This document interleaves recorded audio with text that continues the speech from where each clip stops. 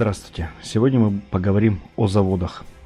На нашем сервере экономически построено так, что в нашей войнушке кровь войны — это снабжение, а сердце войны, и которое эту кровь толкает, это заводы.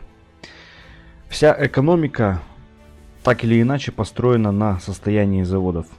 Чем целее ваши заводы, тем лучше у вас экономика, тем стабильнее у вас снабжение и тем больше ресурсов вы получаете на фронт. Теперь остановимся конкретно. Заходим на сайт l2fl.ru, заходим во вкладочку «Карта». Заводы отображаются на карте вот такими вот значками у синей стороны и у красной стороны. Каждая сторона имеет по 3 завода на сторону. На каждой карте. На Москве, Сталинграде и Кубани. Сейчас мы летаем на Сталинграде, поэтому разберем на примере Сталинградской карты. А вот на Сталинградской карте у нас южный завод. Нажимаем на него. Что мы здесь видим?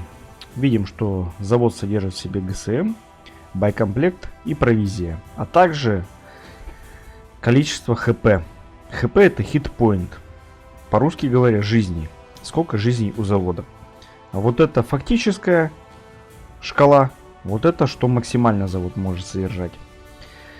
Для чего здесь нужна шкала жизней? Чем сильнее выбит завод бомбардировками, ударами танкистов, неважно как. Чем сильнее выбит завод, тем меньше он будет давать снабжение на фронт. Теперь остановимся конкретно, что содержит в себе завод. Вот, образно говоря, завод на карте Москвы за красную сторону. Мы видим здесь здания коричневого цвета. Их тут много везде. Видим здания серого цвета и видим бочки. Начнем по порядку. Бочки содержат ГСМ. Чем сильнее выбиты данные резервуары, тем меньше ресурса топлива попадет на фронт по конечному итогу. В серых зданиях, вот в таких промышленных ангарах серых, вот их тут много, видите, в них содержится провизия. В коричневых домах содержатся боекомплекты. Также боекомплекты содержатся и в зенитной артиллерии. Заводы, поскольку это стратегическая цель, очень сильно защищены зенитной артиллерией. Данный завод, к примеру, защищается 3 зенитными батареями. Одно дальнобойное и 2 скорострельных. То есть прилететь на истребителе или штурмовой группой на данную цель, конечно, можно, но это может обернуться боком для стороны, которая прилетела. Теперь обсудим, для чего вообще заводы нужны и как с ними работать. Обратно перейдем на интерактивную карту. Вот у нас есть карта боевых действий. Вот у нас есть кружочки большого диаметра и малого диаметра. Кружочки большого диаметра, в них находятся колонны или вообще средства снабжения, которые идут к населенным пунктам. Населенные пункты отображаются квадратиками. В малых кружочках располагаются колонны снабжения, конвои снабжения могут быть, а также ЖД-составы снабжения для аэродромов. То есть заводы у нас производят ресурсы, определенное количество в миссию, создают колонны и перенаправляют данные ресурсы уже туда, куда требуется фронту. В аэродромы, в населенные пункты и так далее. Как сделать так, чтобы заводы работали лучше или хуже для стороны? Чем меньше вот эта вот цифра фактического состояния завода, тем меньше будет отгружено в процентах ресурсов в общей сложности в колонну. К примеру, Колонна везет 15 тонн боекомплекта, 15 тонн ГСМ и 25 тонн провизии. При полном заводе. Ну, возьмем южный завод.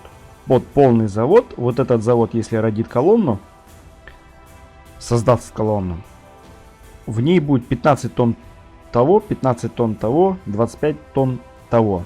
Если мы берем условно этот завод и уничтожаем его пополам, оставляем в нем 550 жизней, образно говоря, то колонна, которая родится от этого завода, уже будет вести по 7,5 тонн каждого ресурса. Если убить полностью завод, жизни обнулить, во-первых, он перестанет производить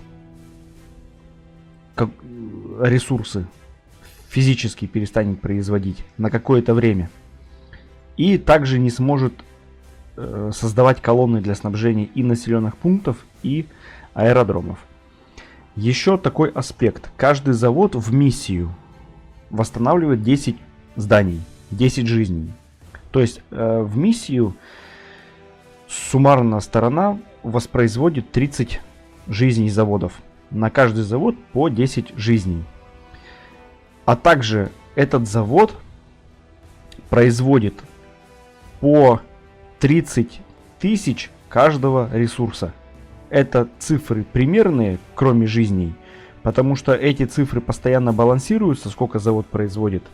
Мы таким образом регулируем экономику. Я думаю, что в скором времени, когда экономика у нас будет отлажена, эти цифры встанут, и мы их обнародуем, чтобы было понимание, чтобы примерно понимать. Сейчас, на данный момент, 30 тонн ГСМ каждый завод производит, 30 тонн боекомплекта и 45 тонн провизии, если мне не изменяет память. То есть, еще такой аспект.